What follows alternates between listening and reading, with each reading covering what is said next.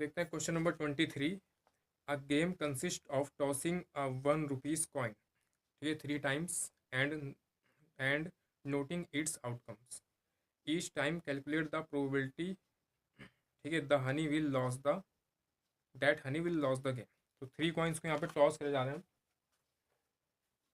ठीक है, question number 23 को अगर देखते हैं, क्वेश्चन नंबर 23 के लिए अगर 3 कॉइन्स को हम टॉस करेंगे तो देखो क्या क्या पॉसिबल आउटकम होंगे।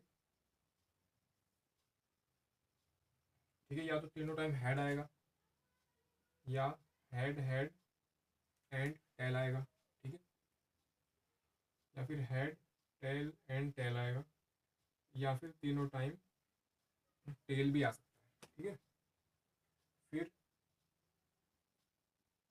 टेल टेल एंड हेड, फिर टेल हेड एंड हेड, फिर टेल हेड एंड टेल, फिर हेड टेल एंड हेड।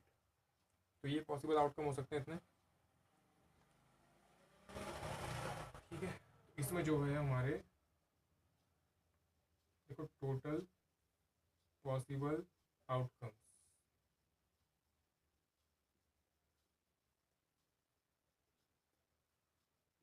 ठीक है, टोटल पॉसिबल आउटकम्स कितने हो गए? 8।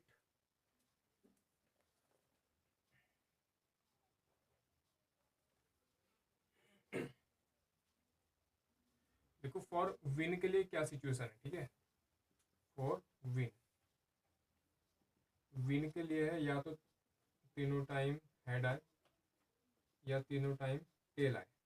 ये तो है विन की कंडीशन। ठीक है, विन के लिए 2 कंडीशन है, हेडेड और टेल टेल। इसके लिए और इसके लिए, इन दो के अलावा, मतलब कि इस वाले के लिए और इस वाले के लिए, इन दो के अलावा जो भी है यहाँ पे वो सारी क्या है, लॉस की कंडीशन है। ठीक है, विन के लिए ये कंडीशन है, बाकी सारी क्या होंगी, लॉस की कंडीशन होंगी। तो इवेंट जो है हमें लॉस का निकालना है। ठीक है, तो इवेंट इक्वल टू क्या हो जाएगा, लॉस द गेम। ठीक है, लॉस द गेम। तो प्रोबेबिलिटी क्या हो जाएगी इसकी, P equal to total outcome कितने हैं, 8। ठीक है, इन दो को छोड़ के देखें कितना हो रहा है, 1 2 3 4 5 6। ठीक है, तो 6/8 इसको सॉल्व करेंगे तो ये कितना हो जाएगा, 3/4। ठीक है, तो इसकी प्रोबेबिलिटी कितनी होगी, लॉस द गेम की, 3/4।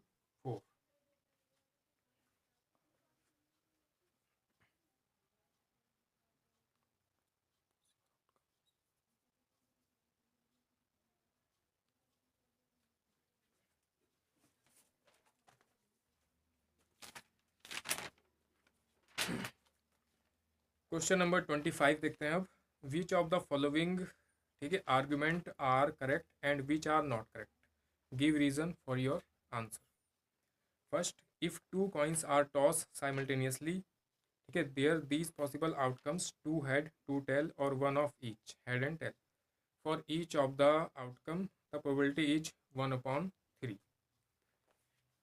क्वेश्चन नंबर 25 जो है,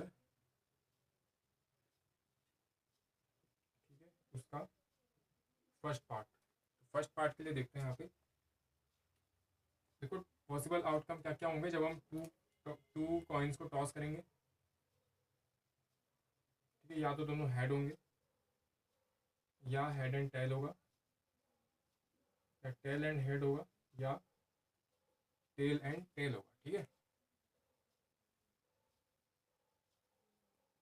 तो यहाँ पे क्या हो जाएगा, टोटल पॉसिबल आउटकम्स कितने, टोटल पॉसिबल आउटकम कितने हो रहे हैं, 4, 1 2 3 4। ठीक है, तो देखो हमको इवेंट निकालना है, इवेंट निकालना है पहले हेड एंड हेड का। ठीक है, ये इवेंट है, तो इसकी प्रोबेबिलिटी कितनी हो जाएगी, P equal to head head कितना है, एक ही है, तो 1/4। ठीक है, अब प्रोबेबिलिटी निकालते हैं। अब देखो इवेंट क्या है, अब इवेंट है हमारा हेड टेल, ठीक है, और टेल एंड हेड। इसकी प्रोबेबिलिटी कितनी हो जाएगी?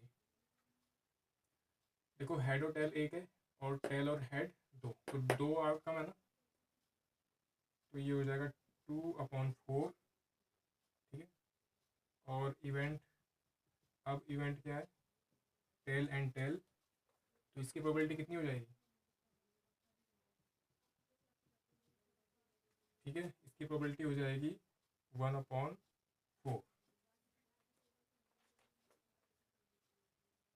तो यहाँ पर हम क्या लिखेंगे देखो,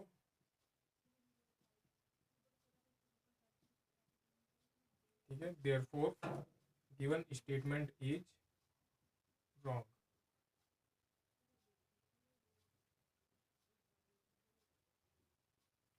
देयरफॉर गिवन स्टेटमेंट इज क्या है?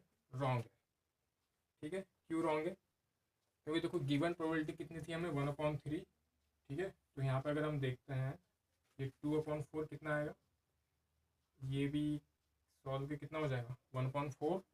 तो ये भी 1/4 है, ये भी 1/4 है, और ये भी 1/4 है, ठीक है। तो देखो यहाँ पर देखते हैं हम, 1/4 इज नॉट इक्वल टू 1/3, ठीक है। ये वाली जो प्रोबेबिलिटी है ये हमें क्वेश्चन में गिवन थी और ये हमने फाइंड किया, तो दोनों क्या है? नॉट इक्वल, इसलिए ये वाला जो स्टेटमेंट है वो क्या है? रॉन्ग है।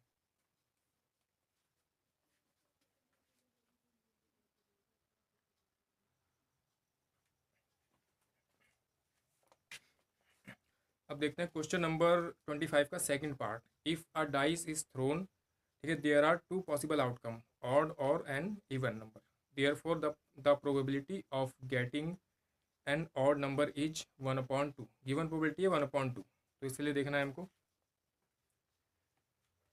ठीक है। पॉसिबल आउटकम क्या क्या हो जाएंगे जब डाइस को हम थ्रो करेंगे? तो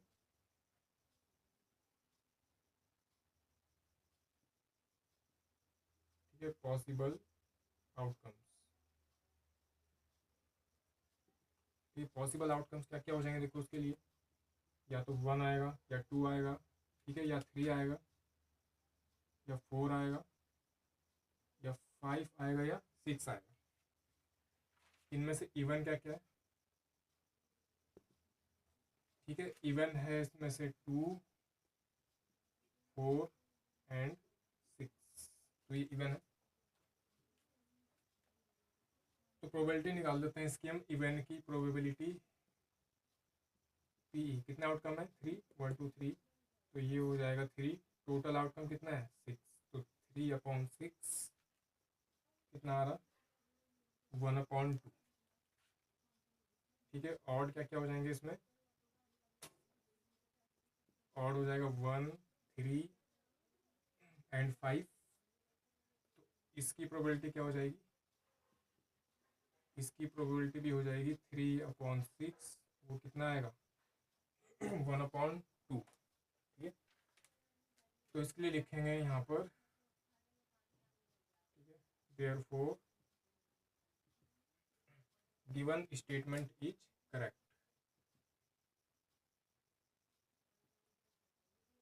ठीक है। Therefore given statement is correct, ठीक है। गिवन स्टेटमेंट इज करेक्ट, क्यों करेक्ट है? क्योंकि देखो हमारी प्रोबेबिलिटी क्या आई? 1/2, ठीक है, और ये 1/2, तो ये वाली प्रोबेबिलिटी तो क्वेश्चन में गिवन थी और ये हमारी ये सॉल्व करके आई है, ठीक है। तो दोनों के आपस में इक्वल है, इसलिए ये जो स्टेटमेंट है वो क्या है? करेक्ट।